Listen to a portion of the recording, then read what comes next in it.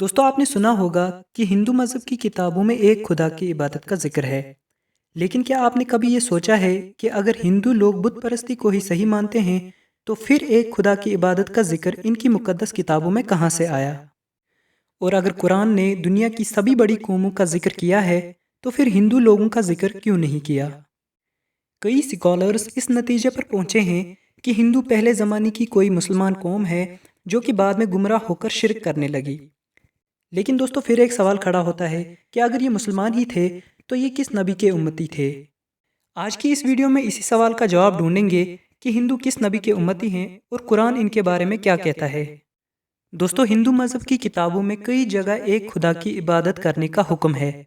जैसे कि हिंदुइज्म की बुनियाद माने जाने वाले ब्रह्म सूत्र में लिखा है, एकम ब्रह्म नास्ते नहना नास्ते किंचना, जिसका मतलब है खुदा सिर्फ एक है, दूसरा नहीं है, बिल्कुल नहीं है, जरा भी नहीं है। इसे हिंदुइज्म का कलमा भी माना जाता है जो आज अक्सर हिंदुओं को याद भी नहीं। ये तो बात हुई दोस्तों एक खुदा के जिक्र की।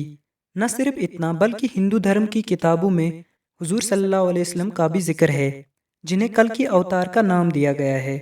और इनकी पूरी डिटेल जैसे कि वालिद का नाम, वालदा का नाम और जाए पैदाइश यानी मक्का मुनव्वरा का भी वाज़ेह तौर पर जिक्र किया गया है। ये सारी बातें सुनकर मालूम पड़ता है कि हिंदुओं के वेद किसी नबी पर नाजिल होने वाली किताब है।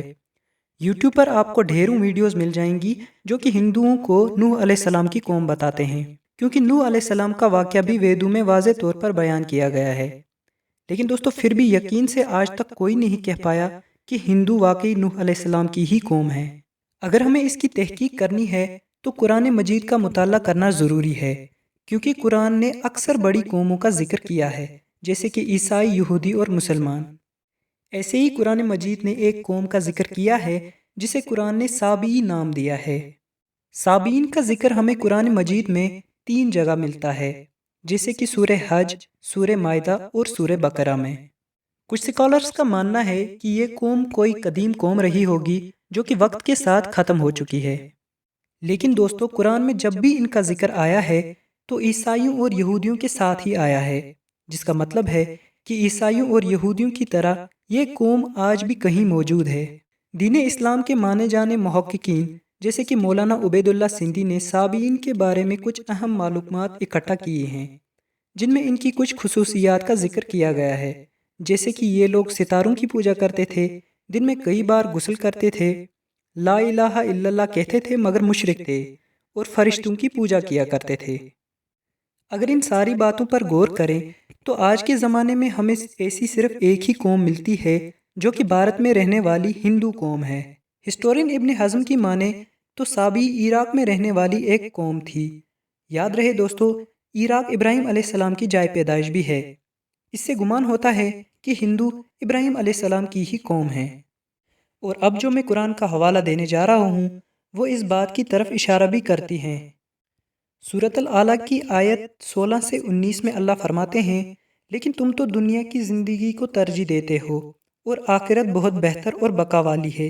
ये बातें पहली किताबों में भी हैं, यानी इब्राहिम और मूसा की किताबों में। इन आयतों में अल्लाह सुहुफ़ इब्राहिम यानी इब्राहिम अलैहिस्सलाम पर नाजिल होने वाली किताब का जिक्र कर रहे हैं, और साथ में ये भी फरमा रहे हैं कि ये बातें सुहुफ़ इब्राहिम में मौजूद हैं। यानी जैसे मूसा अलैहिस्सलाम की तौरात आज भी मौजूद है, वैसे ही इब्राहिम अलैहिस्सलाम की किताब भी कहीं ना कहीं मौजूद है। पाकिस्तान के जाने माने स्कॉलर डॉक्टर इसरार अहमद के मुताबिक सुहुफ़ इब्राहिम हिंदुओं के पास मौजूद वेद और उपनिषद ही हैं। लेकिन दोस्तों यहाँ पर सवाल खड़ा होता है कि इब्राहिम अलैहिस्सलाम तो इराक में पैदा हुए थे, फिर हिंदुओं के पास सुहुफ़ इब्राहिम कैसे आ सकती है? इसीलिए यहाँ पर एंट्री होती है आर्यन थ्योरी ऑफ इन्वेजन की, जिसके मुताबिक हिंदू हिंदुस्तान की नहीं बल्कि सेंट्रल एशिया से आए हुए लोग हैं जिन्होंने भारत पर हमला करके इंडस वैली सिविलाइजेशन को ख़त्म कर दिया था और खुद भारत में रहने लगे थे। इस थ्योरी को कंसिडर करें दोस्तों तो इश्काल होता है कि साबीन ही आर्यन हैं जो सुहुफ़ इब्राहिम अपने साथ हिंदुस्तान ले आए थे, जिन्हें आज हम सनातनी या हिंदुओं के नाम से जानते हैं। दोस्तों आपको बताता चलूं कि हिंदू मजहब में सबसे ज़्यादा पूजे जाने वाले भगवान का नाम राम है, जो इब्रानी लफ्ज़ अब्राहम या इब्राहिम से काफ़ी मिलता जुलता है। बहरहाल दोस्तों, बेहतर तो अल्लाह ही जानता है। اس ویڈیو میں نے کوشش کی کہ تھوڑی تحقیق کر کے آپ کے سامنے ہندوازم کا خلاصہ رکھوں۔